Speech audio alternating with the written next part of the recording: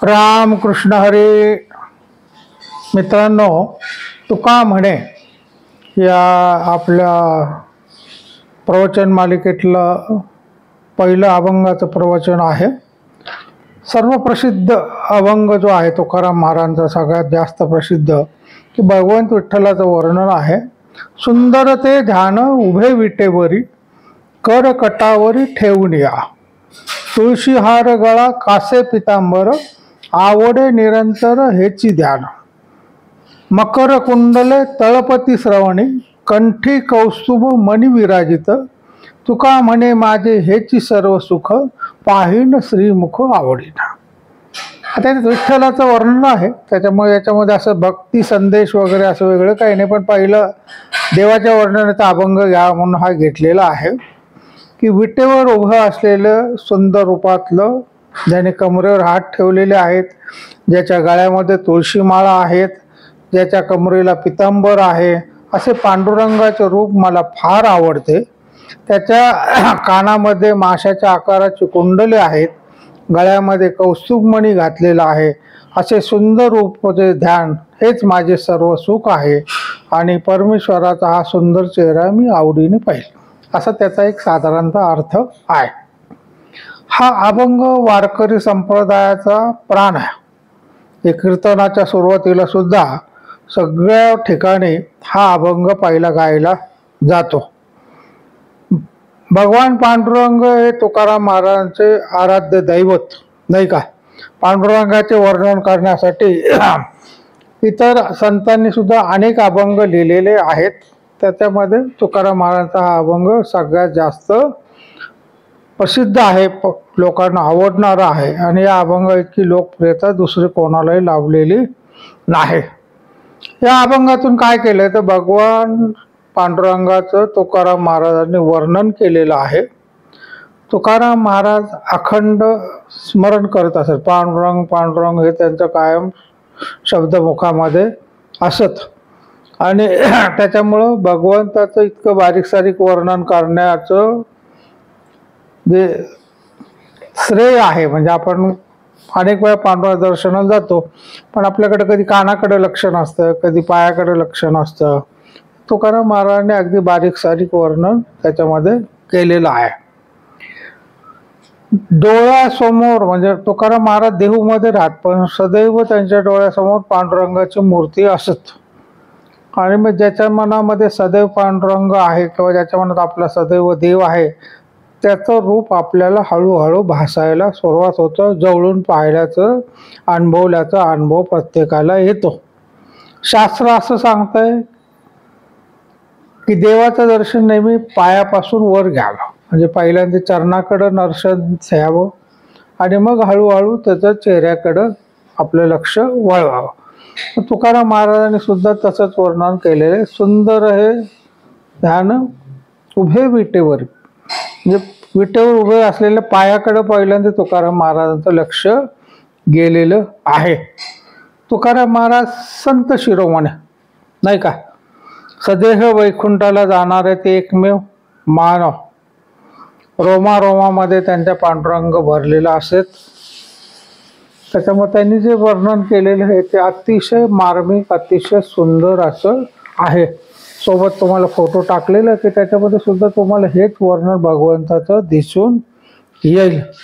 पांडुरंगाची जी उभी मूर्ती आहे ती अतिशय सुंदर आहे आणि ते सुंदर मूर्तीचं ध्यानच तुकाराम महाराजांनी केले की हे सर्व सुख जे आहे हे काय आहे ते पांडुरंगाचं रूप आहे.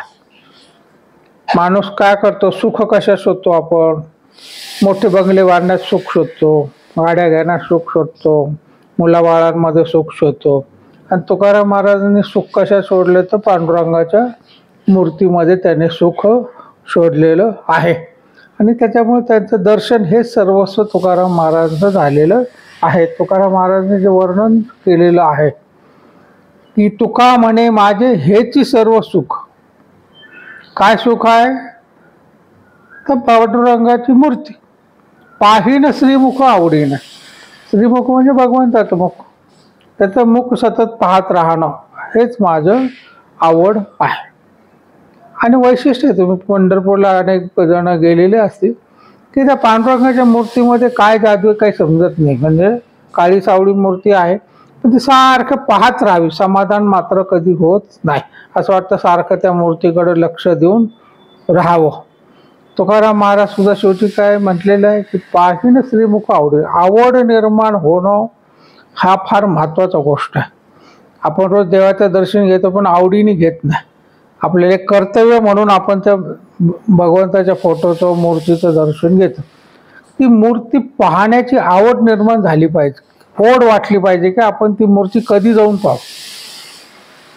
काही जणांना असते बाहेरून आले गावाहून की पहिलं देवघरात धावत जातात, ते मूर्तीकडे पाहतात आणि मग हृदयामध्ये समाधान होतं.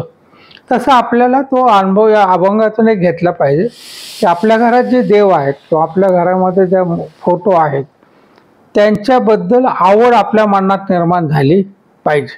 आणि माणसाला आवड निर्माण झाली की त्या मूर्तीमध्ये सुद्धा चैतन्य आपोआप यायला लागतं. एक साधी सिंपल गोष्ट समजून सांगतो की माणसाची जर भक्ती असेल तर देव कसा प्रगट होतो.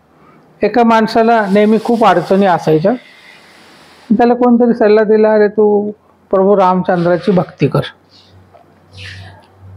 त्याने रामाची मूर्ती आणली, रोज त्याला दिवा लाव, उदबत्ती लाव, नाही का, आणि वर्ष झालं पूजा करतो पण त्याला काही अनुभव आला ना, देवाची मूर्ती काय त्याच्याशी कधी प्रगट झाली नाही, बोलली नाही. मग त्याला मित्रांनी कोण दिसलं, अरे श्री म्हणजे एक वचनी एक बाणे, फार कठीण दैवत आहे, ते लवकर प्रसन्न होत. तू श्रीकृष्णाची मूर्ती आण. म्हणजे श्रीकृष्ण कसा आहे, आपल्यासारखा आहे, ठकाशी महाटक, चांगलं वाईट कोणत्याही मार्गाने शत्रूचा निपात करणं का, त्याच्यामुळे श्रीकृष्णाची मूर्ती तुला लवकर प्रसन्न होईल. मग त्यांनी रामाची मूर्ती बाजूला ठेवली, श्रीकृष्णाची मूर्ती आणली. श्रीकृष्णाच्या मूर्तीला त्यांनी आपला दिवा बिवाला उदबत्ती लावली. उदबत्तीचा जो धूर आहे तो श्रीरामाच्या मूर्तीकडे जायला लागला. आणि त्यांनी पाहिलं की आपण उदबत्ती इतकी सुगंधी आणली, त्याचा वास तर रामाकडे चालला. म्हणून त्यांनी काय केलं की एक कापसाचा गोळा घेतला, रामाच्या मूर्तीच्या नाकाला लावला की त्याला वास जावलं. आणि त्या क्षणी प्रभू रामचंद्र प्रकट झाला. तो डचकला, तो म्हणलं, भगवान मी वर्ष झालं पूजा करतो, तुम्ही कधी प्रसन्न झाले नाही, आज तुमचं वास घेऊ नये मिळत. ते म्हणले, आज तू पहिल्यांदा मूर्तीमध्ये मी आहे याचा भाव तुझ्या मनात प्रकट झाला की मला त्याचा वास येतो. देव भावाचा भुकेला आहे. आपण मूर्ती काय करतो, पिताची मूर्ती म्हणून पाहतो, दगडाची मूर्ती म्हणून पाहतो, तसं नाही. तो साक्षात भगवंत आहे असं मानून जेव्हा तुम्ही सेवा कराल, त्याच्याकडे पाहाल, तेव्हा ती मूर्तीमध्ये तुम्हाला भगवंताचा अनुभव आल्याशिवाय राहणार नाही. लक्षात घ्या. म्हणून आपण जी काय आपल्या घरातले देवदेवता आहेत त्या प्रत्यक्ष प्रगट आहेत, बसलेल्या आहेत, आपल्याकडे पाहतात आहेत, अशी भावना तुम्ही मनात ठेवली की तुम्हाला देवाची अनुभूती यायला सुरुवात होते. भगवान तुकाराम महाराजांनी जे सांगितलेलं आहे की पाहिन श्रीमुख आवडीनं, अत्यंत आवड आपल्या देवाबद्दल निर्माण झाली की भगवंताला सुद्धा आपाप, साधा प्राणी सुद्धा आपण जीव लावला तर तो आपली वाट पाहत उभा राहतो.